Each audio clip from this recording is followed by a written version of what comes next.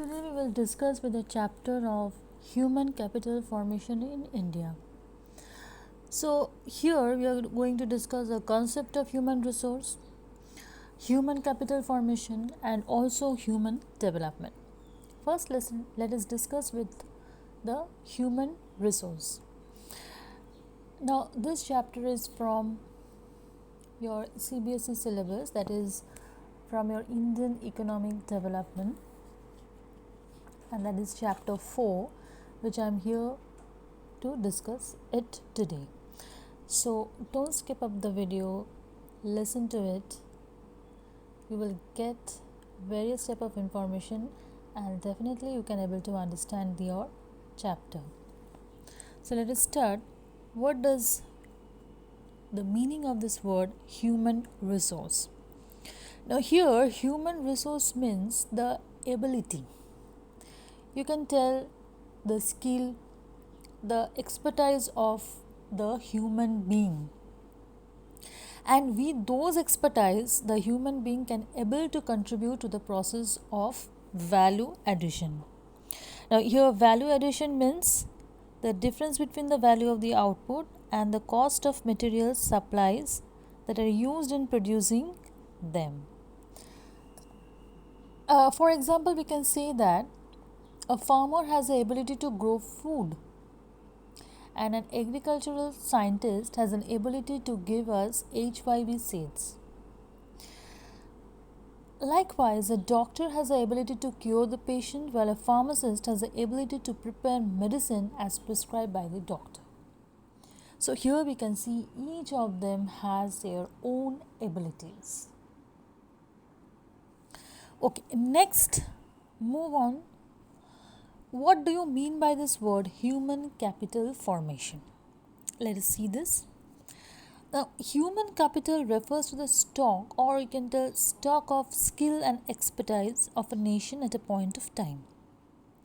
Now, we can tell that it is a sum total of the skill and expertise of an engineer, doctors, professors, and workers of all types who are engaged in the process of this value addition. Now, human capital formation is simply the process of adding stock of human capital. We can tell that human capital formation is a flow concept. Thus, human capital formation occurs when more doctors are produced and when more and more engineers are added to their existing stock in the economy. Next, we can tell, for example, we see that if a capital stock of a nation consists of 10,000 skilled workers at the beginning of 2024.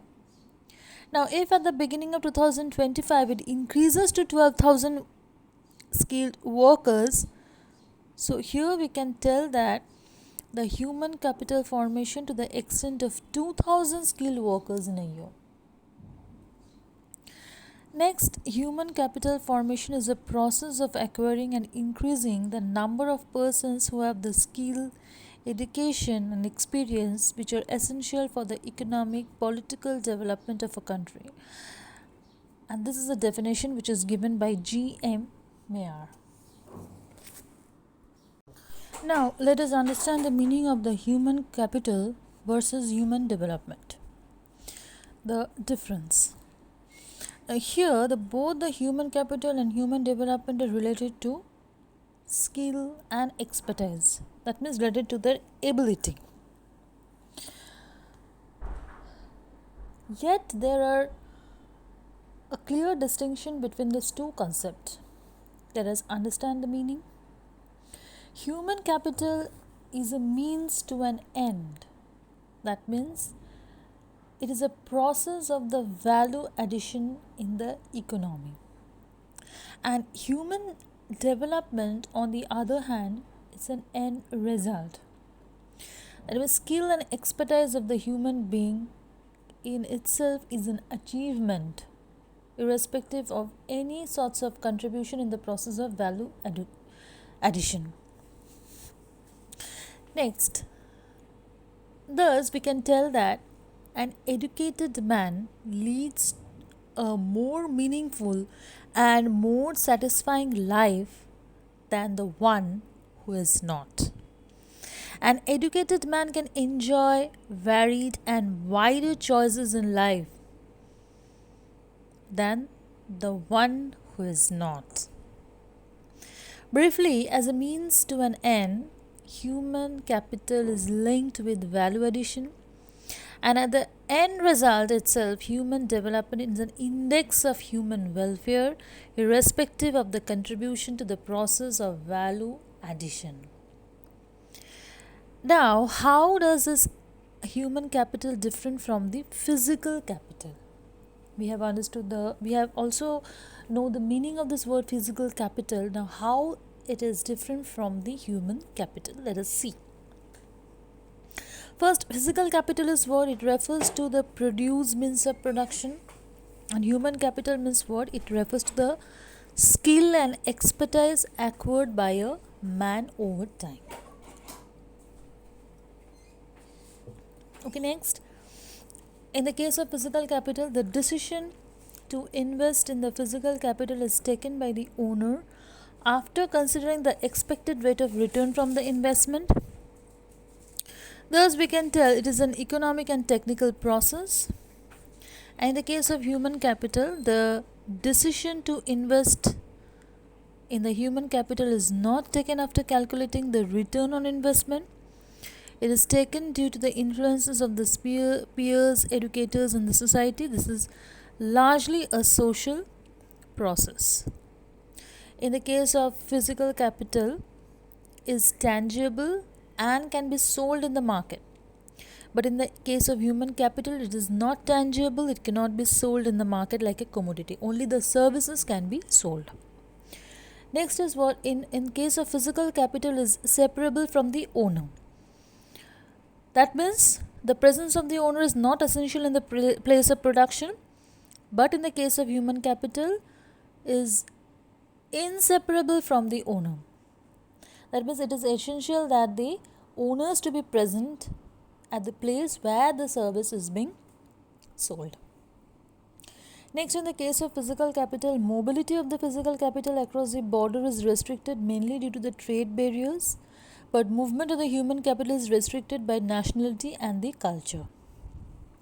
But we can tell that it is not perfectly mobile. Now, in the case of physical capital, depreciation cannot be avoided. Continuous use of the physical capital leads to depreciation. But in the case of human capital, depreciation occurs with aging but can be avoided with continuous investment in education, training, and health. Next is that physical capital generates only the economic benefits of the owner, but human capital generates both the economic and the social benefits. Now we will discuss the source of the human capital. Now, ways of adding to the stock of human capital of the country.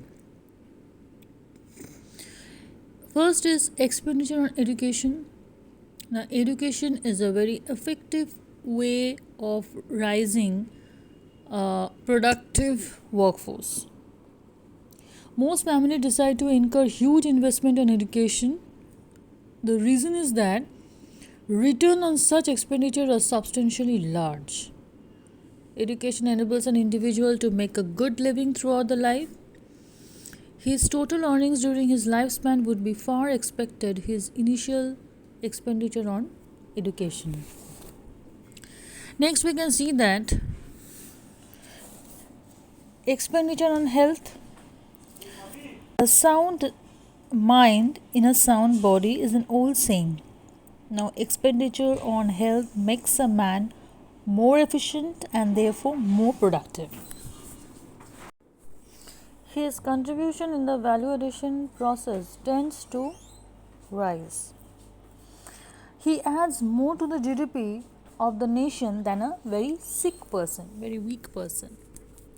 Next, expenditure on health in the form like preventive medicine, that is vaccination, curative medicine through medical intervention at the time of the illness, social medicine, that is spread of the health literacy, provision of hygiene and sanitation. Now, Health expenditure directly increases the supply of healthy labor force, thus, it's a source of human capital formation. Next, we can see about this on job training. This on job training sharpen the specialized skill. It enables them to increase their level of efficiency or productivity, we can say. Now, here the firms are always inclined to undertake on job training. On job training can be of two different forms. First is workers may trained in the firm itself under the supervision of a skilled worker.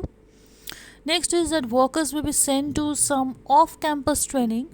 The firms prefer to retain the trained workers with a view of enjoying the benefits of higher productivity. We can say that expenditure on such training programs yet another important determinant of human capital formation. Next is study programs for adults. Another formal education at a primary, secondary, university level.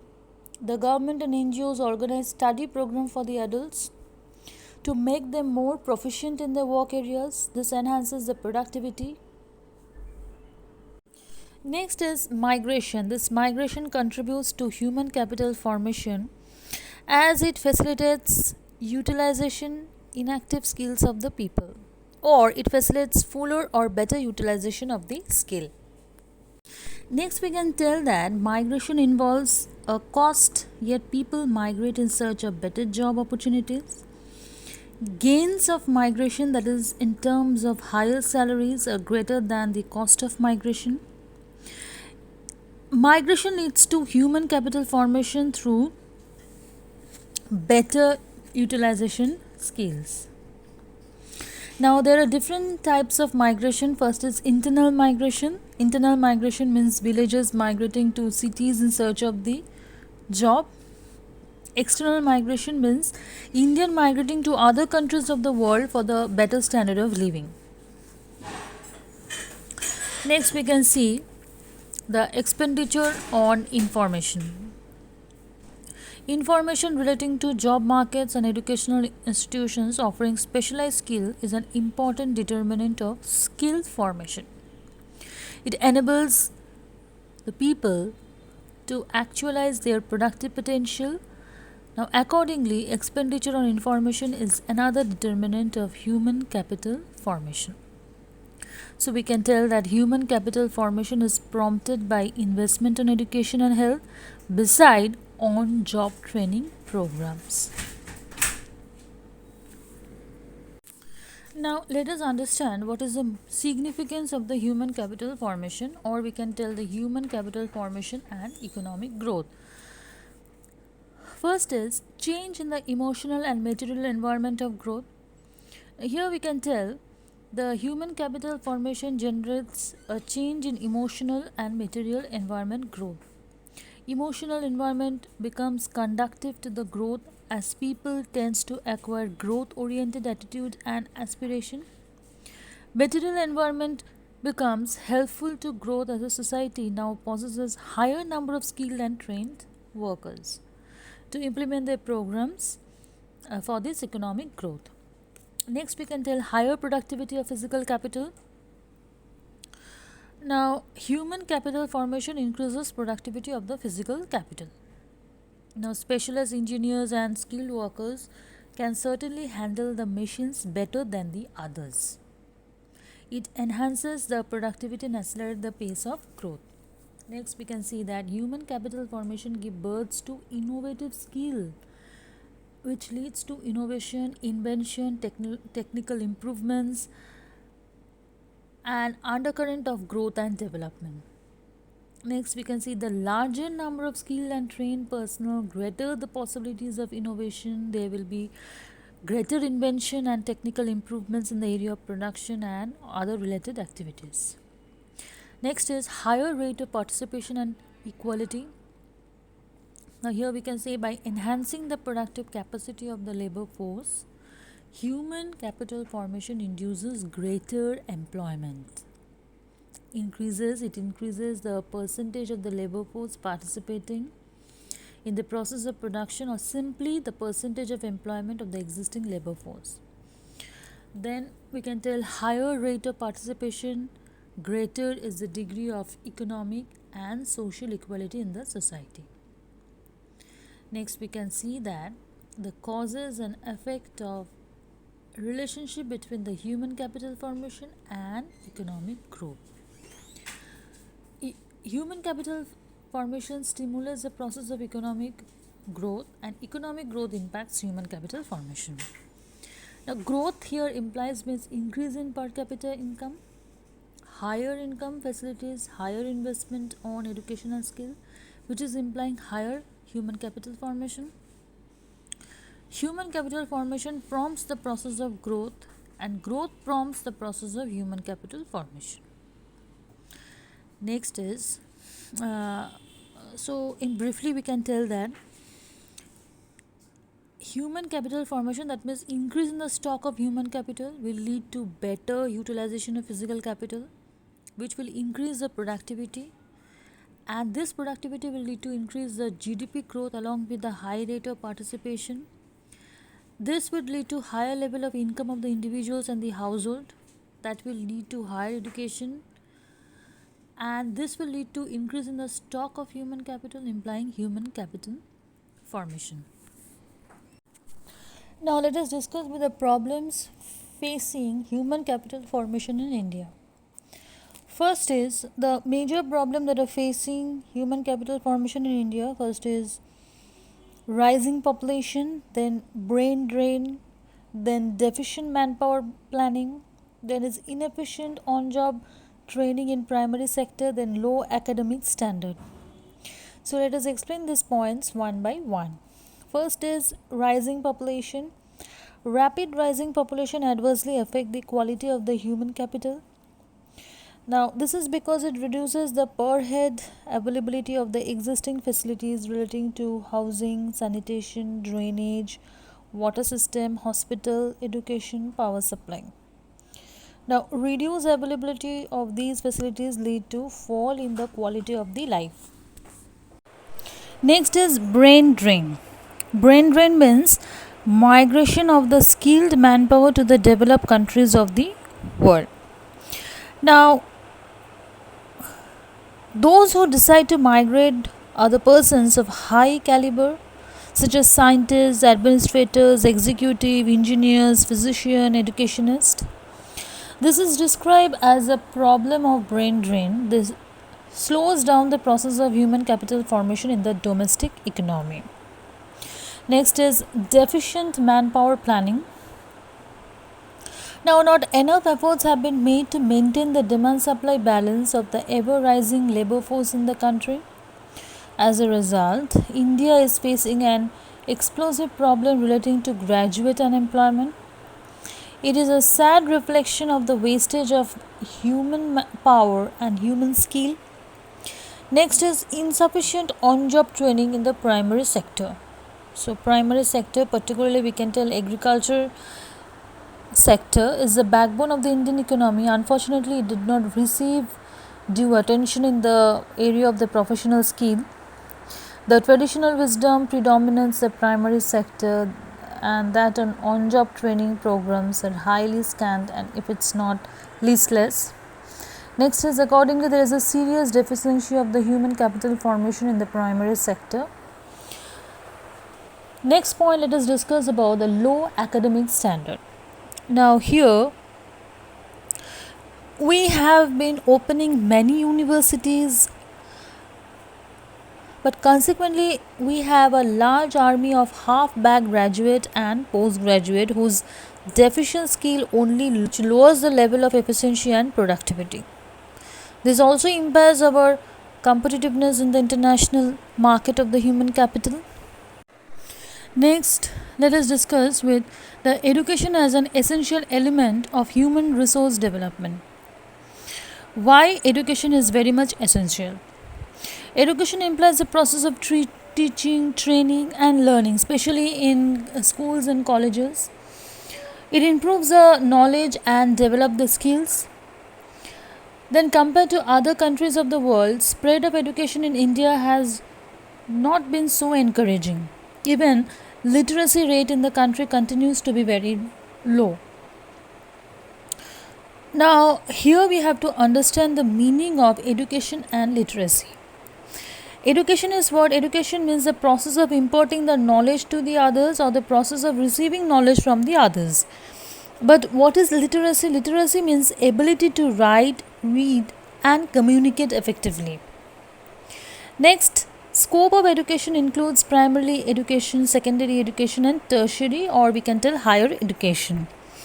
But literacy means it refers to diverse elements of reading and writing besides the ability to communicate. Education means all educated people are literate, but all literate people are not necessarily educated. This we can tell. Now, importance and objective of education. Education produces responsible citizen. It develops science and technology. It facilitates the use of natural and human resources of all the regions of the country. It expands mental horizon of the people. It develops economic development through greater participation of the people in the process of economic growth and development. It promotes cultural standard of the citizens. It develops a human personality. Next, we will discuss with a point that need for government intervention in education and health. First is huge investment. The education and health sectors require huge investment. That means which is generally found to the above and beyond the means of all small individual investors. Next is high market price.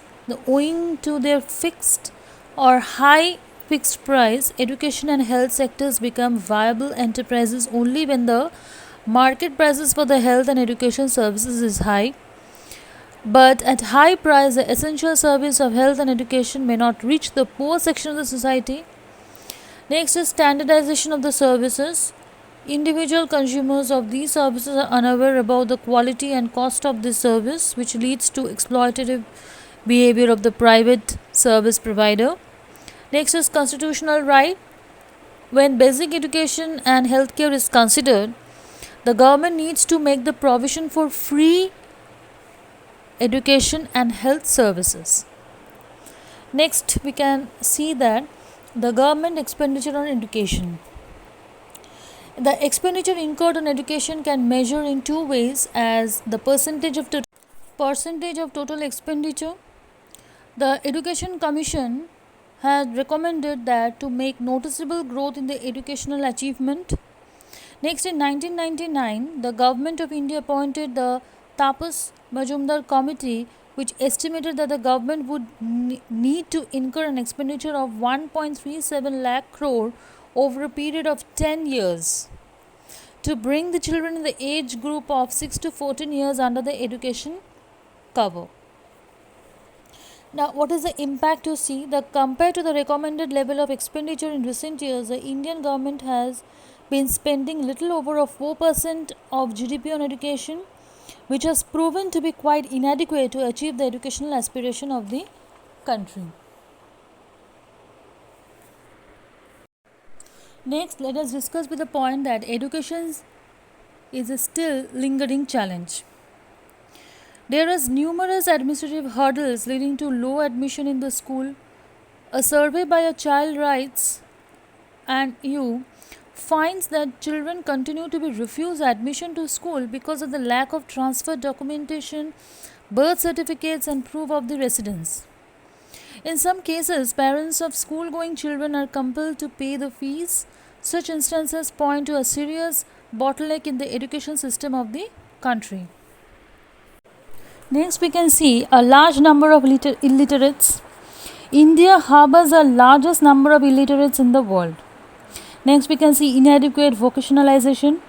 Education continues to be a large degree oriented, throwing millions of education youth down to the corridors of employment exchange. Vocationalization of education means the practical knowledge of a specific work to enable skill building in humans. Next is gender bias. There is still a significant of gender bias in offering opportunities of education to male and female children. The enrollment ratio is relatively low for our female candidates, and their dropout ratio is considerably very much high. Education system in India thus needs a substantial change in the attitude of the people. Next is low rural access level. There is a high degree of disparity in access to education. The access level is considerably low for the rural population compared to that of the urban population. Next is privatization. There is a growing trend towards the privatization of education. Being very expensive, private education has tended to widen the gulf between the access of education for the rich and the poor. There is almost a drought of educational opportunities for the poorer section of the society. Next, we can tell the low government expenditure of education. The government has failed to fulfill its commitment on spending nearly 6% of the GDP on the education. Actual expenditure has been around 4 to 5% only. This points to the gap between what is intended or desired and what is actually achieved. Now, given these facts, there follows an obvious inference that education in India has failed to reach the masses and has also failed to break the vicious circle of illiteracy, literacy breeding poverty, and poverty breeding illiteracy. So, this is a complete chapter discussion on the human capital formation, which is in chapter 4 of your CBSE syllabus. So, if you like the video, please subscribe to the channel. We are going to discuss more important chapters, more important questions, MCQs, and others on this channel. Thanks for watching the video.